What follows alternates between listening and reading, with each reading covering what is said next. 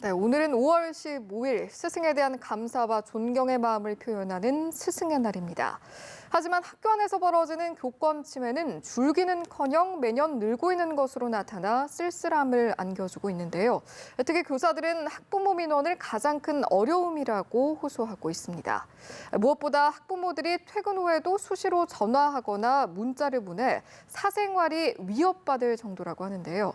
실제 교사들은 어떤 어려움을 호소하고 있는지 한국교원단체 총연합회 조성철 대변인 연결해서 이야기 나눠보도록 하겠습니다. 나와 계십니까? 예, 안녕하세요. 예, 안녕하십니까? 근무 시간 외에 연락으로 인한 교권 침해, 이와 관련해서 설문조사도 진행하셨다고 들었는데 실제 교사분들이 어떤 어려움들을 호소하셨나요? 아무래도 이제 근무 시간 외에 휴대전화로 교권 침해가 이제 심각하다, 사생활 침해가 심각하다, 이런 예. 답변이 많았는데요. 예, 저희가 이제 설문조사를 작년 6월에 전국 유초중고교원 1,800여 명에게 했는데, 예, 근무 시간에 연락을 받았다는 비율은 11%에 불과했습니다. 예, 나머지는 전부 이제 휴일, 공휴일, 퇴근 시간 이후에 연락을 받아서 사생활 보호가 이제 안 되고 있는 것인데요. 예, 여기에 더해서 폭언과 과도한 민원에 시달리는 경우도 많았습니다. 이를테면 밤늦게 술을 마시고 전화해 욕을 한다든지, 예, 또 자녀의 자리 배치가 마음에 안 든다며 항의를 하고 통화 내역을 녹음해서 소송을 제기한다든지 예, 이런 일들이 있었고요. 예, 또 명예훼손이나 허위사실 유포도 고충입니다. 예, 그러니까 SNS상 교사 사생활을 보고 악의적인 소문을 퍼뜨린 경우도 있었고요. 예, 또 교사 사진을 보고 예. 사귀자, 소개팅 해주겠다, 이런 지속적인 연락으로 난감한 경우도 있었습니다. 예, 기본적으로는 연락에 답이 없으면 욕하거나 항의하는 건 다반사였고요. 예, 예. 심지어 주말에 연락한 걸 안 받았다고 해서 자녀의 등교를 거부하고 또 외부 기관에 민원을 넣어서 고초를 겪는 일도 있었습니다. 예, 말씀하신 내용에 따르면 이제 근무 시간 외에 전화를 해서 나오는 이야기들이 학업과 관련된 내용은 그럼 많지 않았다라는 말씀이실까요?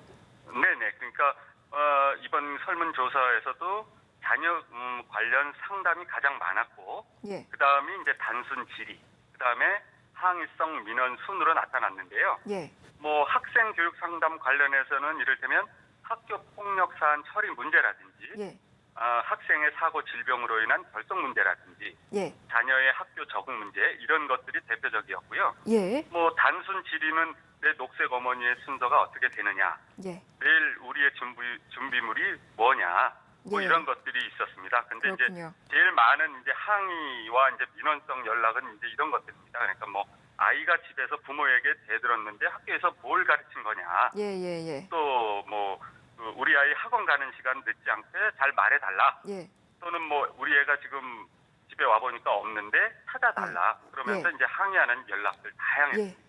알겠습니다.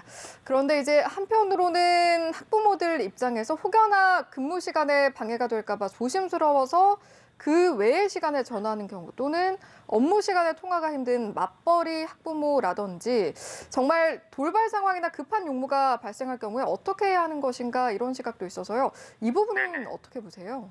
일단 업무 시간이라면 예. 학교 전화로 이제 용무를 밝히고 연락을 부탁하거나 아니면 직접 문자를 남기시면 충분히 소통이 가능하다고 봅니다. 예. 그리고 근무 시간 이후에는 정말 불가피하고 급한 일이 아니면 연락하지 않으시되 예. 꼭 필요하다면 문자 등으로 남기시면 예. 얼마든지 소통이 되리라고 생각합니다. 예, 연장선상에서 이에 대한 어떤 대처랄까요? 대안으로 서울시 교육청을 비롯한 일부 지역에서 업무용 휴대전화 번호를 주는 시범 사업을 추진할 예정이다 이렇게 들었거든요. 네네. 이에 대한 교사나 학부모들의 반응은 어땠나요? 일단 교원 개인 휴대폰을 공개하지 않는다는 점에서 업무용 번호나 휴대폰을 제공하는 것은 사생활 보호 측면에서 긍정적인 반응입니다. 예, 다만 공무용 번호가 아닌 공무용 휴대폰을 보급하는 건 예산 부담 면에서 실효적인지에 대해 검토해야 한다는 목소리도 있고요. 예, 또 일과 중에는 학교 전화가 있는데 굳이 업무용 폰이 따로 있을 필요가 있을까 하는 반응도 있습니다. 예, 문제는 일과 후인데요. 예, 일과 후에는 업무용 휴대폰도 학교에 두게 하고 또 비상 연락은 학교가 알아서 하라는 정도여서 실질적인 어떤 대책으로는 좀 미흡해 보입니다. 예. 그러다 보니까 학부모들의 반발도 있는 것 같고요. 예. 그러니까 선생님의 사생활과 교권 침해는 예방하면서 예. 학부모 등과 소통을 원활히 할 수 있는 어떤 휴대전화 사용 가이드라인이 만들어져야 한다는 목소리가 높습니다. 예. 다소 아쉬운 부분도 있다라고 해주셨는데 좀 더 구체적인 내용이 필요하다고 말씀을 해주셨습니다. 마지막으로요. 그 부분이 좀 예. 어떻게 좀 구체적으로 내용들이 이렇게 마련이 돼야 할지 이 부분도 좀 짚어주시고 마무리를 하도록 네. 하겠습니다.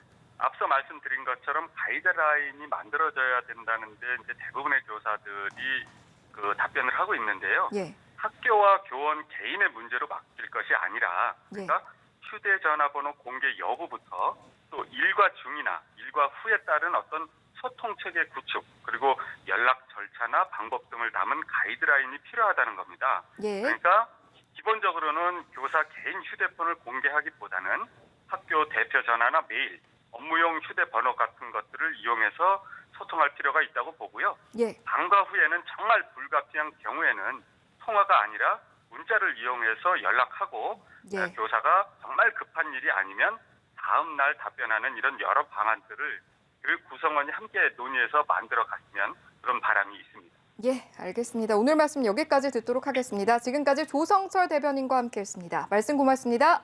예, 감사합니다.